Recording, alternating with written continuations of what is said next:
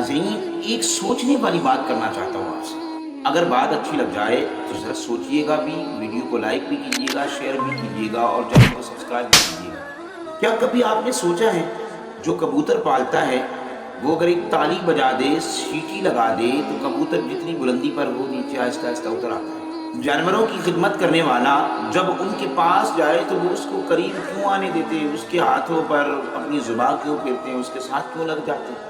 कभी आपने कुत्ते को देखा है, उसका मालिक आ जाए वो दौड़कर उसके कदम क्यों चाटने लगता है, उसके कदमों के अंदर अपना मुंह क्यों रख देता है। जो दरिंदे पालते हैं, कभी आप देखें आप और मैं जाएं तो वो हम पे हमला करने दौड़ते हैं, लेकिन जो उनकी खिदमत कर रहा होता है वो उसके पास जब जाते हैं तो उसको नुकसान नहीं देते, उसे तकलीफ नहीं देते, परेशान नहीं करते।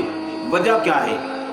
यकीन जानिए, वो जानवर, वो परिंदे, वो चरिंदे, वो दरिंदे जानते हैं कि ये हमारा मालिक है, इसकी वजह से हमें रिस्क मिलता है, खाना मिलता है, ये हमें चारा डालता है, दाना डालता है, गोश्त बोटी डालता है। लेकिन क्या मैंने और आपने ये कभी सोचा है कि हमारा मालिक हमें कितनी बार बुलाता है?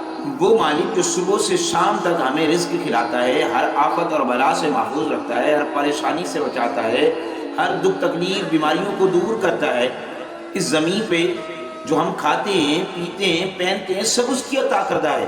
इंसान तो किसी को देने को तैयार नहीं होता। आप आजमा कर देखें कि बंदे को आप कुछ दें, फिर लेने के लिए आप तरसते रह जाएं, वो नहीं देता।